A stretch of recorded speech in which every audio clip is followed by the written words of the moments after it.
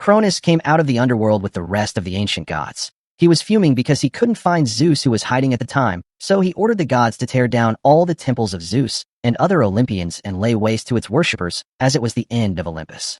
They opened a portal and they all got into it except one, who informed Kronos of a way to find Zeus using the Hecate's torch, so Zeus ordered that she go look for it.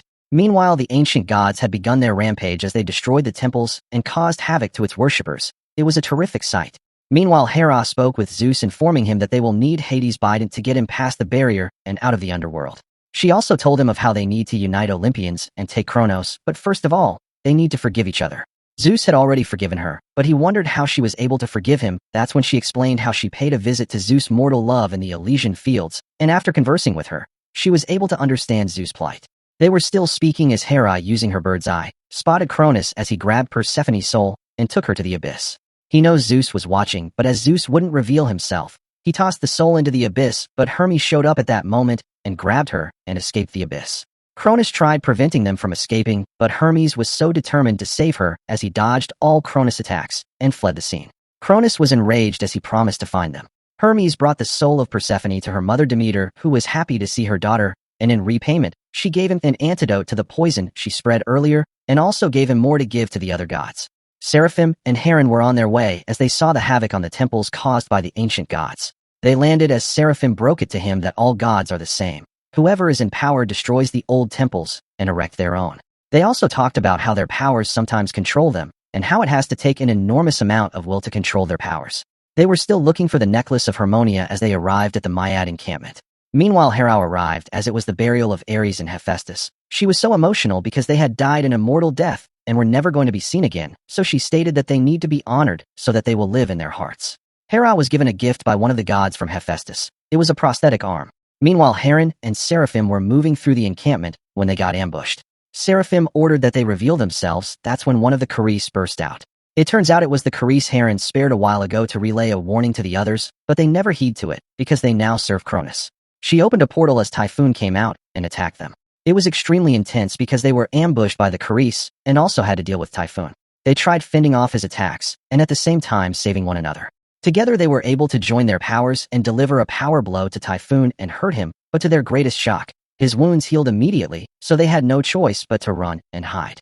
In hiding, arrows were being fired at them as Heron causes a distraction for them, while Seraphim attacks, and vice versa. Typhon was closing in on them when suddenly Heron became invincible and was taken away.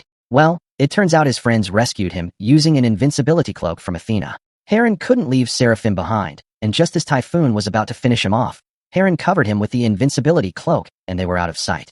Heron's friends picked a fight with Seraphim because of the havoc he caused them before, and Seraphim didn't want to be judged by them, so he was leaving and asked Heron if he was coming. Heron's friends advised him not to go because the Olympians needed his help. Heron stated that he will be helping the Olympians by helping Seraphim because Seraphim is the one that was prophesied. Apollo rode to Athena and informed her about Kronos' rampage, how he and other titans are matching with all his fury to Hecate's temple. Hecate and her followers were not unprepared, and they defended the temple and attacked Kronos, but he was extremely powerful as he fended off their attacks and took them out. Hecate, as a last resort, also unleashed a unanimous amount of energy trying to take him out, but it caused Kronos 0 damage, so she had to escape as they are still looking for her. Apollo told her Kronos seeks Hecate's torch, which he will use in finding Zeus. Meanwhile, Heron and his friends approached the Myad encampment and saw the tribe invoking the rite of sparagmos. They brought out a cow and slaughtered it, and they ate its raw flesh and threw some into the fire, causing a green smoke. They worshipped Dionysus and wanted to offer him something more worthy, as they brought out a man to be sacrificed. The man happened to be a friend of Heron and the others, as they placed him together with some gold coins to be offered as gifts to their gods. He was about to be slaughtered when Heron and others came out of hiding, including Seraphim. Seraphim happened to know him and the tribe leader. The tribe leader unleashed the smoke on them as it weakens them and causes hallucination. She wanted to know their true intentions as she focuses on Heron, the son of Zeus, and tried interrogating him, but Heron has had enough as he activated his powers and pinned her. It was either she showed him how to get the necklace or face her end, so she led them to the oracle. Before the oracle could answer their questions, he asked them a question of his own about why he was able to be bound to that place. The Amazonian, Heron's friend, knew the answer and answered correctly, so the oracle informed them that the necklace was kept at the Tower of the Wind Gods and worn by Potnia. Potnia is extremely powerful, and they will face a lot of armies before getting to her. The oracle stated that many have tried and failed, and informed them that whoever will succeed must be ready to sacrifice all. Stay tuned for more episodes of Blood of Zeus on its mythical, and subscribe to this YouTube channel for more mind-blowing recaps like this. Thanks for watching, and goodbye.